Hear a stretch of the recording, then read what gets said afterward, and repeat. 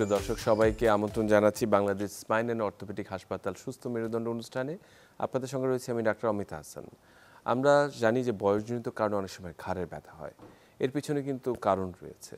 আমাদের যে লিগামেন্টটি রয়েছে সেটি অনেক সময় শক্ত হয়ে যায়, আমরা ওসিফাইড বলি বা অন্য ধরনের বোনসে পরিণত হয়। এর পেছনের কারণে কিন্তু এই ঘাড়ের ব্যথাটি হয় এবং সেটি আমরা বলছি বয়সজনিত কারণে ঘাড়ের হাড় বেড়ে যাওয়া এবং এর প্রতিরোধ প্রতিকার নিয়ে আজকে কথা বলতে চাই। সঙ্গে আছেন অধ্যাপক doctor Mohammad Shah Alam, chief consultant Bangladesh spine and orthopaedic হাসপাতাল। আপনাকে স্বাগত স্যার। আপনাকে ধন্যবাদ। আমরা আসলে যে কথাটি শুরুতে আমি বলেছি যে বয়সজনিত কারণে ঘাড়ের ব্যথার মূল কারণটি কি আসলে? আপনাকে ধন্যবাদ। সেটা হলো যে বয়সের কারণের জন্য ঘাড়ের ব্যথা ধরেন ইয়াং বয়সেও হয়, আঘাতজনিত কারণে হয়, ইনফেকশনের জন্য হয়। আমরা যদি বলি যে বয়সজনিত, তাহলে দুইটা জিনিস আছে। একটা হলো বয়সের জন্য যে মানুষের পরিবর্তন, অর্থাৎ যেমন আমরা বয়সের দাড়ি পাকে, চুল পাকে, চোখে ছানি পড়ে, হাড় এবং চুল আর কিছু পরিবর্তন হয়, যেটা আপনার ইনএভিটেবল হবেই। এটা একটা প্রকৃতির নিয়মে এটা হয়ে যায়।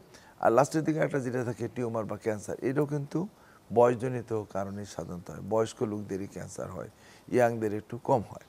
এখন যদি আমরা যেটা বলছিলেন যে আপনার যে লিগামেন্টসগুলো হলো হাড়গুলোকে যে ধরে রাখবে, সাপোর্ট দিবে, এগুলো যদি ধরেন আস্তে আস্তে শক্ত হয়ে গেল, ঠিক চুলগুলা কালো চুল পাকা হয়ে যাওয়ার মতো, এবং এটা কিন্তু একটা পার্মানেন্ট চেঞ্জ। এবং এই যে আমাদের হাড়গুলো যে ধরে রাখবে, এদিক সেদিক যাবে, সফটনেস, এটা ইয়াং বয়সে যেমন থাকে, যখন এটা বয়সের কারণের জন্য আস্তে আস্তে পরিবর্তন হয়ে যায়, এটা ইলাস্টিসিটি এটা কিন্তু কমে যায়, ফ্লেক্সিবিলিটি কমে যায়, তখন কিন্তু আমরা ফিক্সড হয়ে যাই।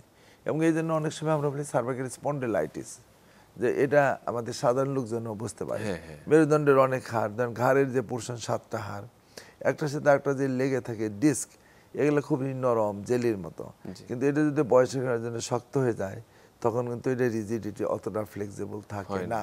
এবং এই কারণের জন্য একটা ফ্রিকশন ব্যথা, আবার কিন্তু একটু হালকা অসিফাইড হাড়ের মধ্যে গজায় গিয়ে হাতে যখন নার্ভের মধ্যে টাচ করে সাংঘাতিক পেন, শুটিং পেন, মনে হয় যে একদম গুলি করার মতো একটা পেন হয়ে যায়।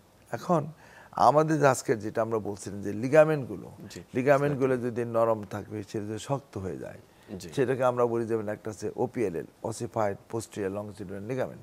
এই যে ছবিটা যদি দেখেন, প্রথম যে ছবিটা আপনি দেখেন, মাঝখানে লম্বালম্বি যেটা একটা হলুদ রঙের, এটা বলে আমরা স্পাইনাল কর্ড। আর ওইটার সামনে যেটা একটা ব্লু রঙের লম্বা, এইটা হলো আপনার হলো নর্মাল লিগামেন্ট। এখন এই লিগামেন্ট অনেক সময় আস্তে আস্তে শক্ত হয়ে এটা ক্যালসিফাইড হয়ে একদম হাড় হয়ে যায়। দ্বিতীয় ছবিটা যদি আপনি দেখেন, যে ওই যে লাল আগেরটা দেখেন, যে এই যে হলুদ যে পোর্শনের স্পাইনাল কর্ড, যেটা আমরা হলুদ দেখে আমরা আস্তে আস্তে লাল দেখাইছি কেন? এর সামনে যেটা মনে হয় পিছনের দিকে ফুলে উঠছে, ফুলে গিয়ে যেটা আপনার রংটা যেটা আমরা দেখতে পাচ্ছি, এইটা কিন্তু আপনার কারণটা হলো যে এই লিগামেন্টটা নরম নাই, এটা একদম হাড় হয়ে গেছে। এই হাড় হওয়ার কারণে এটা পিছনের দিকে বাড়তেছে, হাড়টা বড় হয়ে যাচ্ছে, ওই যে ইয়েলো রঙের যে স্পাইনাল কর্ড, যেটা আমাদের কিন্তু চাপ দিচ্ছে। এইরকম যদি হয়ে যায়, সাধারণত দেখা যাবে যে রুগী আস্তে আস্তে ঘাড়ে ব্যথা, 2 হাত ব্যথা, 4 হাত পায়ে ঝিনঝিন করবে। পরের স্লাইডে যদি আমরা যাই, যে কি ধরনের উপসর্গ আমরা দেখেন, প্রথমে ঘাড়ে ব্যথা, তারপর ঘাড় থেকে ব্যথা বাহুতে আসবে, আস্তে আস্তে আপনি একদম আঙ্গুল পর্যন্ত চলে আসবে। ব্যথার সাথে অনেক সময় হাত ঝিমঝিম করবে, এবং যেটা বেশি অ্যাডভান্স হয়ে গেলে রোগী হাঁটতে পারবে না, যেটা আমরা বলি এটা মানে হাঁটার যে ভারসাম্য সেটা থাকবে, মনে হয় যে আমরা একদিকে পড়ে যাচ্ছি, হেলে যাচ্ছি। হ্যাঁ, এবং অনেক সময় কোনো হাতে কিছু ধরতে গেলে, কাজ করতে গেলে মনে হয় জড়াই যায়, আমি ঠিক ফাইনভাবে ধরা আমরা এটা ধরতে পারতেছি না, চাপ দিয়ে ধরা আমরা ধরতে পারতেছি না, এবং হাতের শক্তি অনেক সময় কমে যাবে। এবং যদি বেশি অ্যাডভান্স হয়ে যায়, তাহলে কিন্তু একটা পর্যায়ে গিয়ে মানুষ প্যারালাইসিস হয়ে যায়। যদি ঘাড়ের উপরের দিকে হয়, আপনি 4 হাত পায়ে আপনি হলো প্যারালাইসিস হয়ে যাবে একদম। আবার যদি নিচের দিকে হইলো, তখন আপনার হলো হাতগুলো হয়তো ভালো থাকলো, কিন্তু নিচের পোর্শনের প্যারালাইসিস হবে, প্রস্রাব পায়খানা আপনার হলো বন্ধ হয়ে যাবে। আমরা যেটা ছবিতে দেখালাম, ধরেন এটা কিন্তু অনেক সময় অল্প একটু জায়গায় যদি হয়, ওই লেভেলের যে নার্ভগুলা, ওইটার জন্য ধরেন হয়তো একটা পার্টিকুলার জায়গায় হবে, অনেক লম্বা জায়গা যখন অকুপাই করে ফেলে, তখন কিন্তু দেখাবো যে পুরোটাই আপনার হলো আপনার এই সিমটমস উপসর্গ দেখা দেবে এবং একটা পর্যায়ে গেলে আপনার প্রস্রাব পায়খানা কিন্তু আপনার বন্ধ হয়ে যাবে। এবং সার্ভিক্যাল মায়োলোপ্যাথি যেটি আচ্ছা, মায়োলোপ্যাথি যেটা আমরা যেটা ছবিতে আপনার দেখালাম, প্রথম ছবিতে যেটা ইয়েলো রঙের হলুদ যেটা স্পাইনাল কর্ড, এটা কিন্তু একটা স্বাভাবিক স্পাইনাল কর্ড, কিন্তু এটা আল্লাহ তাআলা এমন ভাবে আমাদের তৈরি করছেন অত্যন্ত সংবেদনশীল। এই যে প্রথম ছবিটা দেখেন, এটা কিন্তু নন টাচ, অর্থাৎ কিন্তু কোনো চাপ নাই, সে পানির মধ্যে এক ধরনের সিএসএফ আল্লাহর দেওয়া জিনিস, মানে ফ্লুইডের মধ্যে ভাসতে থাকে। কিন্তু যদি এটার মধ্যে কখনো কোনো কিছু টাচ করে, তার ঠিক লজ্জাবতী মানে গাছের মতন লজ্জাবতী নারী, সে হলো একদম সংবেদনশীল, সে তার কাজ করা বন্ধ করে দেয়। ঠিক সেরকমটাই আমরা যে ছবিটার মধ্যে দ্বিতীয় ছবি দেখেন, যে যখনই তাকে টাচ করলো, ওই যে ব্লু রঙের আপনার হাড়গুলো এসে তার রং সে চেঞ্জ করে ফেললো, সে হয়ে গেল লাল। অর্থাৎ কিনা এই যে লালটা, this is permanent change, this is myelopathic change. অর্থাৎ তার যে অরিজিনাল যে রং, যেটা হলো আপনার হলো হালকা ইয়েলো কালারের, সেটা এই হলুদ কালারটা সে যখন ঘষায় তার আর এই অরিজিনালটা আর থাকে না। এই যে পার্মানেন্ট চেঞ্জ হয়ে যাও, বয়সজনিত আমরা বলি degenerative change, that is called myelopathic change.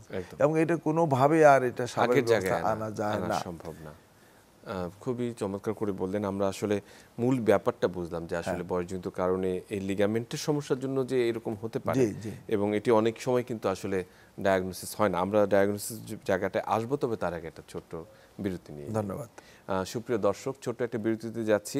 আমরা কথা বলছিলাম যে আসলে ঘাড়ের যে হাড় বেড়ে যাওয়া এবং এই জনিত যে সমস্যাগুলো হয় সেটি নিয়ে। সঙ্গেই থাকুন।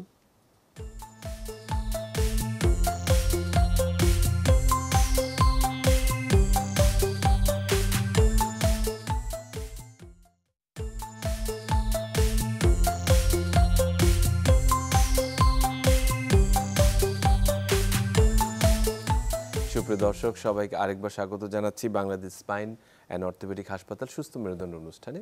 আপনাদের সঙ্গে রয়েছে আমি ডাক্তার অমিত হাসান। কথা বলছিলাম বয়সজনিত কারণে ঘাড়ের যদি হাড় বেড়ে যায় এবং তার সমস্যা জটিলতাজনিত কি কি হতে পারে। স্যার, আপনাকে আরেকবার স্বাগত। আমরা যে জায়গাটিতে ছিলাম, যে সিমটমগুলো আমরা শুনলাম, আমরা দেখলাম যে এটার প্যাথোফিজিওলজি কি, কিন্তু আসলে এটা রোগটি নির্ণয় হবে কিভাবে? কারণ ঘাড়ের ব্যথা তো অনেক কারণেই হয়ে থাকে, এই রোগটি কিভাবে? একটা হলো যে রোগীর যে ইতিহাসের পরে সাধারণত আমরা প্লেন এক্সরে করি। আমরা এক্সরে এর মধ্যে অনেক সময় এটা আপনার বোঝা যায়, কিন্তু 100% বোঝা যায় না। ধরেন অনেক সময় বয়সের কারণে নর্মাল যে একটা হাড়ের পরিবর্তন, যেটা আমরা বলি অস্টিওফাইট, তারপর ধরেন হলো যে সফট টিস্যুগুলোর চেঞ্জ, এগুলো আপনার বোঝা যাবে। অনেক সময় ডিসগুলো রিডিউসড হয়ে যাবে। কিন্তু যদি আমরা ওপিএল এর যেটা আমরা বলছি বয়সজনিত চেঞ্জ, এটার ভালো সবচেয়ে বোঝার উপায় হলো সিটি স্ক্যান।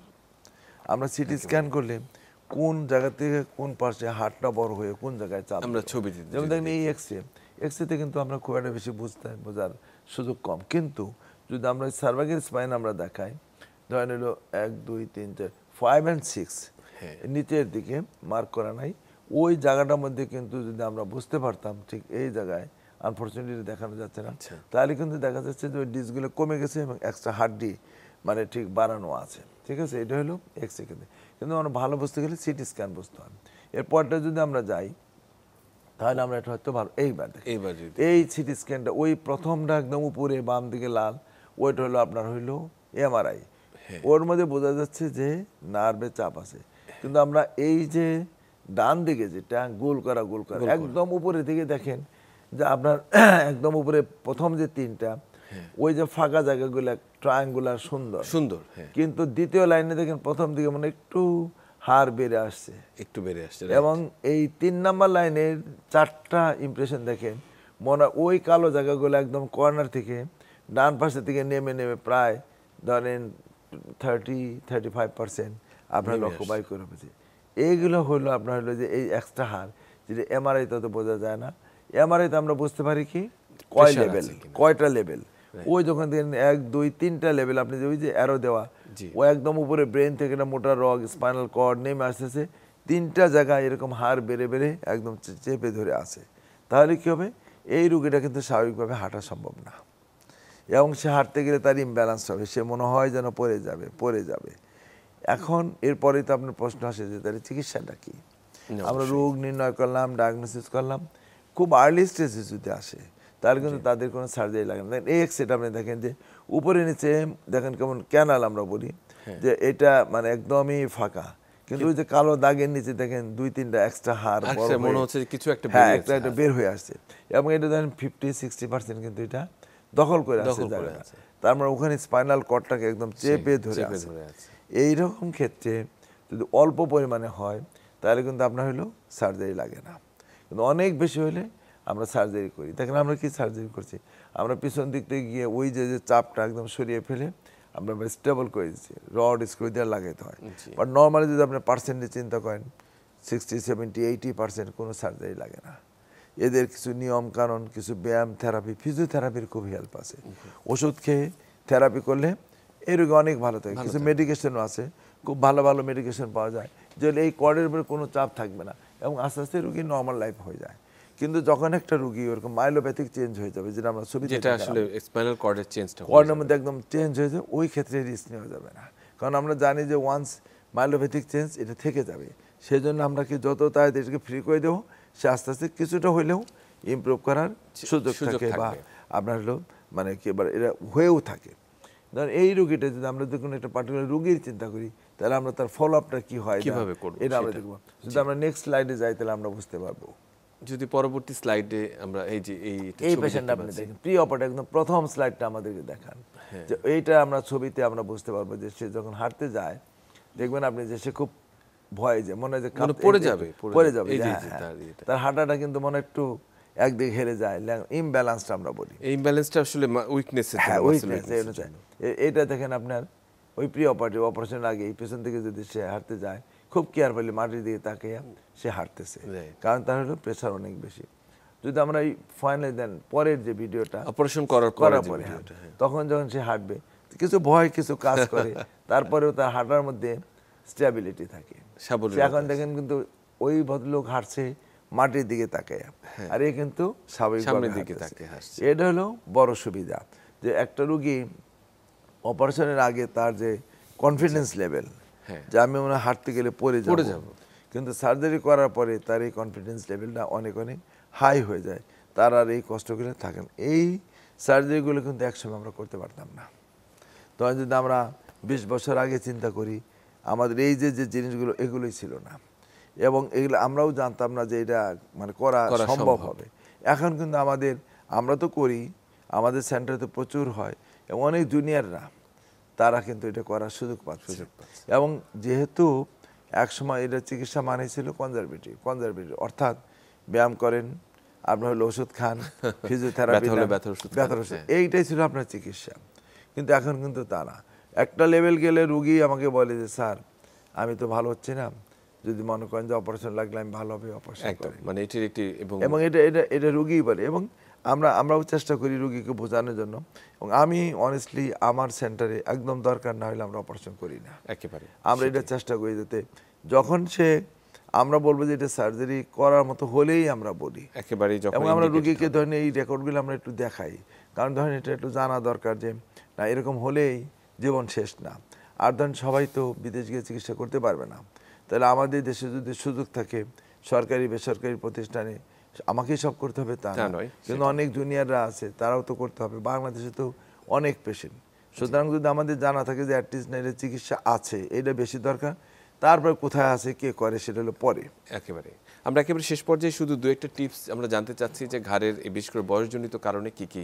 একটা হলো যে আমরা যে ডিস্ক বা বোন দুই-তিনটা জিনিস আমরা খুব বলি, যে পরিমিত রেগুলার এক্সারসাইজ। আমরা আজকে করলাম কালকে করলাম না তা না, একটা রেগুলার একটা কম বেশি আমরা যেন একটা এক্সারসাইজ করি। নাম্বার 2, খুব বেশি উঁচু বালিশ আমরা ব্যবহার করবো না, একই পজিশনে ঘাড়টাকে রাখা এটা আমরা করবো না। দুইটা জিনিস অ্যাভয়েড করতে বলি আমরা, একটা হলো যে কেউ যদি ধূমপান করেন, কেউ যদি মদ্যপান করেন, এই দুইটা জিনিস খুব রেস্ট্রিকশন। প্লাস হলো আপনার বেশি ফ্যাটি ডায়েট, এটা আপনি খাবেন না। আমাদের মাংসের পরিমাণটা একদমই বর্জন করতে পারলে ভালো। আর হলো যে খাবার মধ্যে আমাদের মাছ এবং সবজি, এবং পরিমিত যদি সম্ভব হয় যে আপনার যে ফ্রুটস, গ্রিন ভেজিটেবলস এবং ড্রাই ফ্রুটস, আমাদের দেশে অনেক রকমের ফ্রুটস পাওয়া যায়, এগুলো কিন্তু আপনার অ্যাজ এ হোল হাড় এবং হলো যেটা ডিস্ক, এগুলা কিন্তু ইয়াং রাখার জন্য, অর্থাৎ কিনা এই যে বয়সজনিত পরিবর্তন যেটা না আমরা বলছি, এটা কিন্তু আপনি অনেকটাই আপনাকে কমিয়ে নিয়ে আসবে। কমিয়ে নিয়ে আসতে আরেকটা হলো দুইটা জিনিস এর সাথে আমি অ্যাড করতে চাই, যে গ্রামে গঞ্জে ছোট মাছ আমরা খাই না, শহরের মানুষ ছোট মাছ খাওয়া, গরুর দুধ খাওয়া, এবং আপনাকে অবশ্যই শরীরে সূর্যের আলো লাগাতে হবে সপ্তাহে 4 থেকে 5 দিন, অ্যাটলিস্ট 25 থেকে 30 মিনিট, আধা ঘন্টা শরীরে সূর্যের আলো লাগাতে। ভিটামিন ডি এবং ক্যালসিয়াম। অসংখ্য ধন্যবাদ অধ্যাপক ডক্টর মোহাম্মদ শাহ আলম। আমরা এতক্ষণ এই বয়সজনিত কারণে যে ঘাড়ের যে যত্নটি এবং সে বিষয়ে অনেক গুরুত্বপূর্ণ তথ্য পেলাম। আপনাকে ধন্যবাদ। সুপ্রিয় দর্শক, আজকে আমরা ভীষণ গুরুত্বপূর্ণ একটি বিষয়, বিশেষ করে এজ রিলেভেন্ট বা বয়সজনিত কারণে ঘাড়ের যে হাড় বেড়ে যাওয়ার কারণে যে সমস্যাগুলো হয় তার থেকে আসলে প্রতিকার কী রয়েছে এবং কীভাবে সেটি প্রতিরোধ করা যায় সেটি আমরা শিখলাম, এবং আশা করছি যে সেটি যদি আমরা আমাদের জীবনে মেনটেন করতে পারি তাহলে নিশ্চয়ই আমরা সুস্থ থাকবো। সবাই ভালো থাকবেন, সুস্থ থাকবেন।